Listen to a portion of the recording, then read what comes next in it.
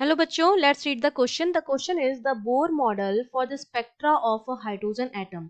जो Bohr model है hydrogen spectrum के लिए, वो किसके लिए एप्लीकेबल है, किसके लिए एप्लीकेबल नहीं है, उसकी क्या लिमिटेशंस है वो हमको बतानी है, जिसके लिए हमें चार ऑप्शंस गिवन है और हमें बताना है कि चारों ऑप्शंस में से कौन सा ऑप्शन करेक्ट होगा।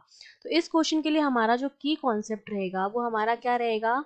हम जानते हैं कि जो बोर मॉडल होता है उसमें क्या बताया गया है कि बीच में आपके क्या होता है, न्यूक्लियस होता है जिसमें प्रोटॉन और न्यूट्रॉन होते हैं। न्यूट्रॉन जो होता है न्यूट्रल होता है, प्रोटॉन पॉजिटिव होता है और उसके चारों तरफ ऑर्बिट में इलेक्ट्रॉन जो होता है वो क्या करता है, रिवॉल्व करता है। ठीक है, इलेक्ट्रॉन और प्रोटॉन के बीच में लगता है आपके पास electrostatic force, electrostatic attraction force लगता है।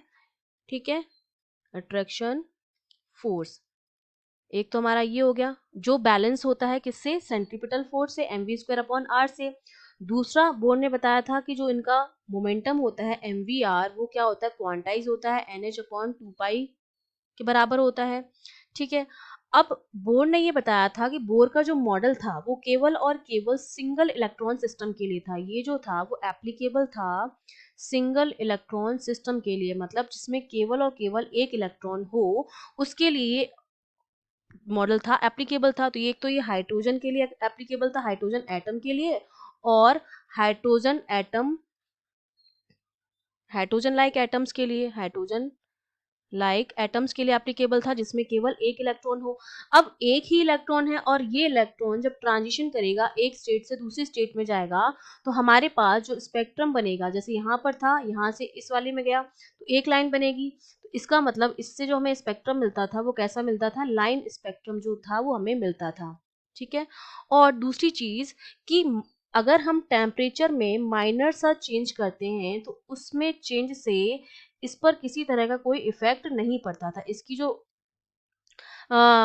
एप्लीकेबल, ये जो था वो एप्लीकेबल था अगर हम टेम्परेचर में चेंज भी करते हैं, माइनर चेंज करते हैं तो ये जो था वो अफेक्ट नहीं होता था। जो बोर मॉडल है वो अफेक्ट नहीं होता है टेम्परेचर में माइनर चेंज पर, नॉट डिपेंड। ठीक है, तो जब हम बात करेंगे, पहला ऑप्शन हमें बोल रखा है will be applicable to hydrogen in the molecular form. जब हम मॉलिक्यूलर फॉर्म की बात करते हैं तो हम बात करते हैं H2 की, जिसमें नंबर ऑफ इलेक्ट्रॉन्स जो होते हैं आपके पास क्या हो जाते हैं, 2 इलेक्ट्रॉन हो जाते हैं। तो इसका मतलब मॉलिक्यूलर फॉर्म में अगर हाइड्रोजन होगा तो बोर मॉडल उसके लिए एप्लीकेबल नहीं होगा। तो ए ऑप्शन आपके पास हो गया रॉन्ग। सेकेंड में है will not be applicable as it is for a helium atom. तो हाँ, हीलियम एटम के लिए एप्लीकेबल नहीं होता है। हीलियम एटम हमारा जो हो जाएगा वो उसके लिए एप्लीकेबल हमारा ये नहीं रहेगा, हीलियम एटम के लिए एप्लीकेबल, क्योंकि उसमें भी नंबर ऑफ इलेक्ट्रॉन्स जो होते हैं एक से ज्यादा होते हैं और इसमें यही लिखा है will not be applicable for helium atom. ठीक है, तो ये बी ऑप्शन आपका करेक्ट हो जाएगा। सी ऑप्शन में लिखा है it is valid only at room temperature, ये सिर्फ रूम टेम्परेचर पर एप्लीकेबल है।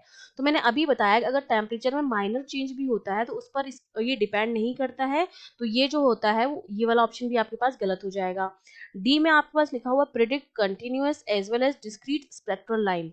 ये जो होता है स्पेक्ट्रा जो इसका बनता है, कंटिन्यूअस स्पेक्ट्रा बनता है, इस तरह से या तो बैंड्स बनते हैं, ठीक है, या फिर डिस्क्रीट स्पेक्ट्रा बनता है। तो ये भी रॉन्ग है क्योंकि एक ही इलेक्ट्रॉन होता है और एक इलेक्ट्रॉन के ट्रांजिशन की वजह से हमें मिलता है लाइन स्पेक्ट्रा, ना कि कंटिन्यूअस और डिस्क्रीट स्पेक्ट्रा। तो डी ऑप्शन भी आपका क्या हो जाएगा, रॉन्ग हो जाएगा। तो आपका आंसर हो गया B option. I hope you understood well, all the best.